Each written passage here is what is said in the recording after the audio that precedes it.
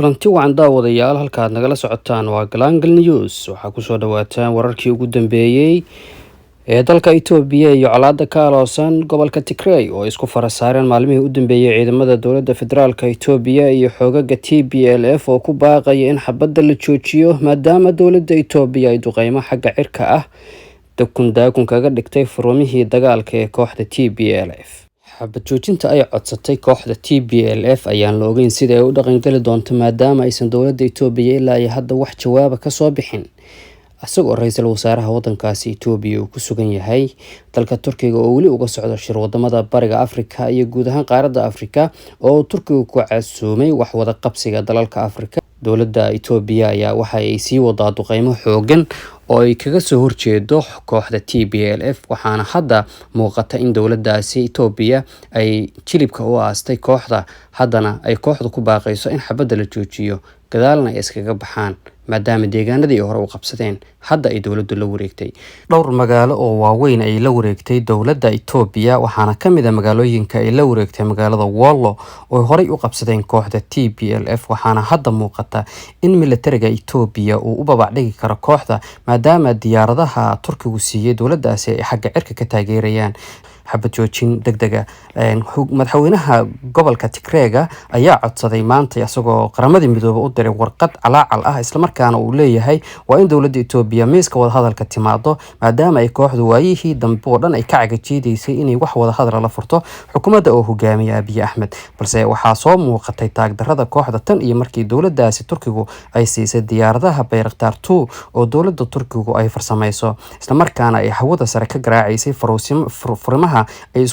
iskaga soo horjeedeen dowladda iyo kooxda TPLF waxaana hadda ay dowladdu hore ugu sii siqaysaa gobolka Tigray isla markaas ay u qabsato goobihii ay kooxdani awal ay kasoo duulaan tagi jirtay. madaxweynaha maamulka Tigray ayaa warqadan u qoray waxa uu ku sheegay sidoo kale inay kooxdu wax walba ay diyaar u tahay si ay wada hadal u galaan dowladda isla markaana xabadda loo joojiyo. waxaa muuqata in dadka Tigray ay hadda wajahayaan nolol xumo midii ay ugu liidatay tan iyo markii la asaasay gobolkaasi oo ay aasaaseen kooxdani TPLF oo ay qabsadeen xukunka Itoobiya oo markii hore hogaaminayay ra'iisul wasaarihii geeriyooday Mala Zanaawi. haddaba kooxda ayaa waxa ay jeceshahay ama ay ku soo gudbinaysaa baraha bulshada ay isticmaalaan sida Twitterka iyo Facebook iyo waliba warbaahintaasi ay leeyihiin kooxda iyo telefishinadooda in la joojiyo xabadda isla markaana dowladdu ay miiska wada hadalka timaado si loogu baaqo xabad joojin waarta isla markaana loo gaaro xal. wasiirka arrimaha dibadda dalka Itoobiya oo isaguna mar uu la hadlayay wakaaladda wararka Reuters ayaa sheegay in haddii ay xitaa kooxda TPLF ay rabto inay go'do ay u marto wada sharciga dadkana laga qaado afti.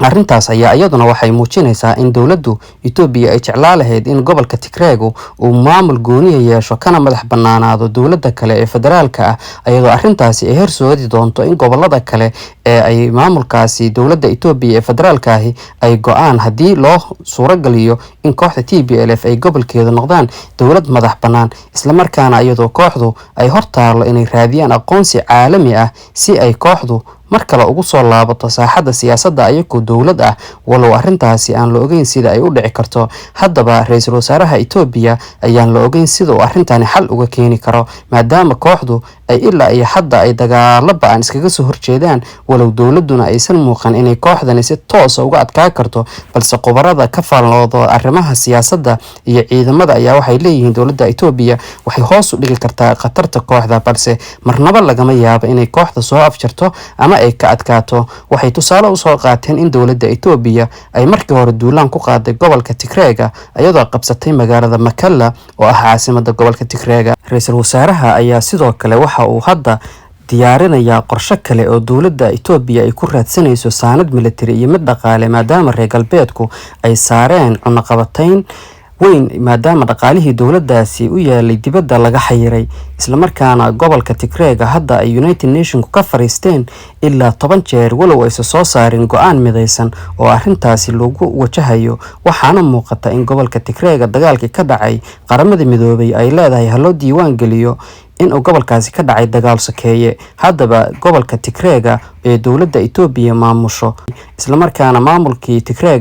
ee halkaa ka arriminaya ee dowladda Itoobiya ka burburisay haddana ay dib uga soo baxday ayaa waxaa muuqata inaan marnaba laga adkaa karin kooxda TPLF walow dowladdu ay qatartooda hoos u dhigi karto si aysan u soo gaarin caasimadda. haddaba kooxda ayaa waxa ay maalmihii u dambeeyay isku dayaysa inay jarto wadada tareenada ka soo qaada dalka Djibouti shixnadaha dalkaasi looga baahan yahay oo isku xira magaalada Addis Ababa iyo caasimadda wadankaasi Djibouti ee Djibouti. haddaba maxaa la dhihi karaa wada hadalka ay TPLF codsatay wax uu ka tari karaa kooxda dagaalka lagula jiro dowladda Itoobiya? haddaba haddii aad muuqaalkan daawanayso waxaan kaa codsanaynaa inaad muuqaalka share tiraahdo lana wadaagto saaxiibada.